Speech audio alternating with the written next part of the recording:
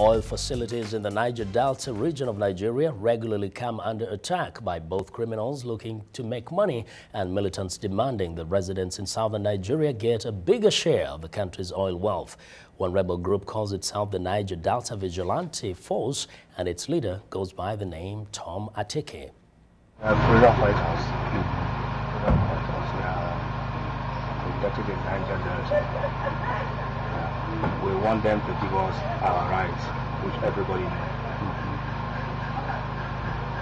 Yes.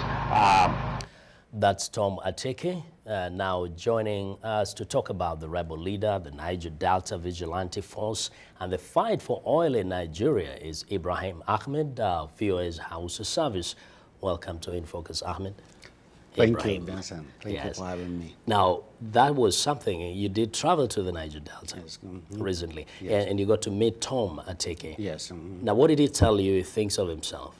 Well, Tom Ateke views himself as one of the guardians of the Niger Delta people, especially those people who live in the creeks in the area, those people who believe that the oil wells in the Niger Delta belongs to them, is their right to have it. That's how Tom Ateke views himself. Now, he, alongside with other rebel groups, in fact, live in the shadows of the creeks. And many people are always curious to know, where are these guys and how do you get there? How did you get there? Well, it's, you have to know somebody who knows somebody who knows somebody. It's difficult, to point out exactly where these people live in the creeks. But how we got there was the militants themselves came to Port Harcourt one night, and they took us in one of their speedboats to some island in the creeks. And from the island, after about an hour or two, another militant boat came and took us to where Tom Ateke has his camp. So those look like really narrow paths there through the jungle into the creeks. So you were riding on that for about how long? We were riding for about an hour or so. Wow. Because the place, to an outsider, looks all the same. Everywhere you can go in there for about an hour, and the place will look exactly the first place you saw, Yes. like when you start. But those people, the militants, they know every single tree, I would say, in the area. So they are very good in knowing where to go. And this makes it difficult for the military, the Nigerian military, to get to these guys and also to kind of succeed in trying to defeat their movement, isn't it? Absolutely. They are well protected, I would say, because of the topography of the area. If you come from one side, it will be... And there you are. Yes, that's me there. That's when we were... That's when we were going. There's some of the places they allowed us to film. And you told me that they did not want you to put their faces as much on video, and so you some of the areas you're not able to shoot. Yes, we are not able to shoot some of the areas, and we were not allowed to shoot some of the defenses they put around the area too. But you did actually finally get to one of these areas, to the creeks, and got to see the vigilante force. How did it look like? Oh, it looks like a whole army. Let me put it that way. The militants are there with their wives, their girlfriends, everybody there. It looks almost like a functioning city there. And these guys are armed to the teeth. They are well armed. Yes. I'll just put it that way. They are well armed. The people who were allowed to shoot were some of those people who were guarding the militant leader, Tom Ateke. They had the Niger Delta war dance, and they allowed us to shoot that too. That was after we talked with the militant leader himself. Did you establish how they get their weapons, how they get the guns and the speedboats and all the equipment that they use in their fight? Well, Tomateke and one other person in the Niger Delta, when I was talking to them, what they said was, according to Tomateke, he said he got his weapons from an official of the government. He named the person, but I've not been able to confirm that.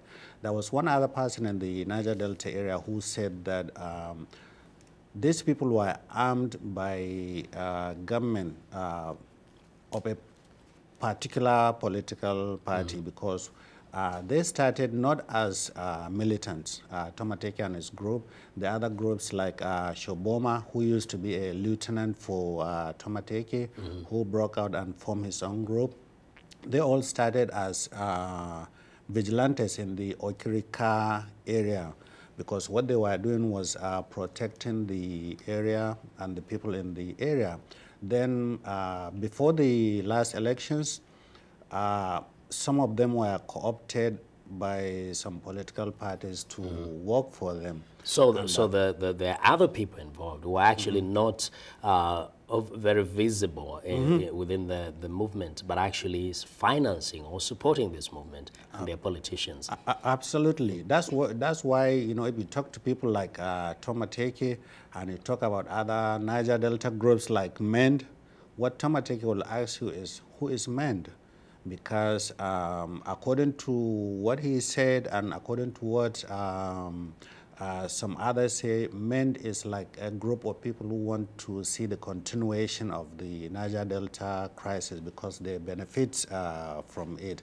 So there are other invisible factors in what is going on in the Niger Delta. Now, Ibrahim, there was also, I saw images of rockets that are apparently had been launched by the military, the Nigerian military, trying to dislodge these guys. Why has it been so difficult for the soldiers, the Nigerian military, to in fact defeat these militias in these creeks? Well, three factors I will say. See, just at the night before we went to the camp where we met with Tomateke, the military dropped those bombs you seen now. Yes. Three things are stopping the military from defeating those guys. The first is, whenever they are going to be attacked, it seems like they always know when they're going to be attacked. We were talking with some of the militants, and they were telling us that they were going to be attacked that night at a particular time. It's like they have some insiders within the army. They have some insiders there. And sorry, yes. Secondly is, you know, it's very, very difficult to exactly pinpoint the location of this place, you know.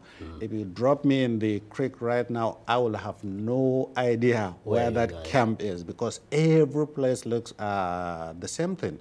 And, you know, the third factor, I think, is the political will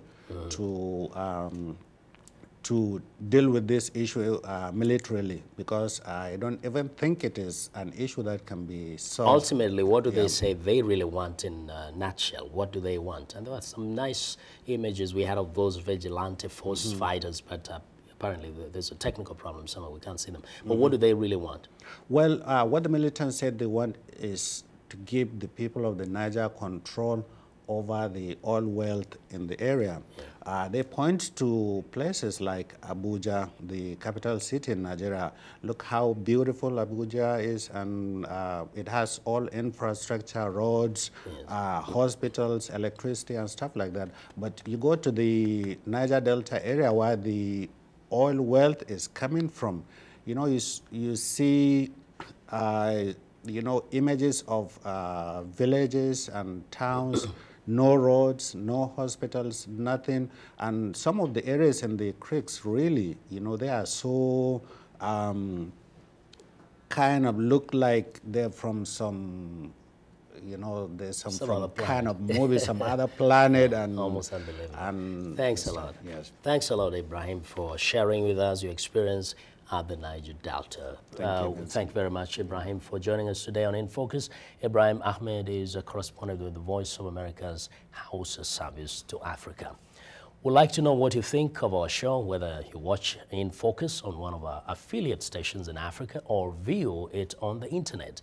So send us an email at africatv@voanews.com.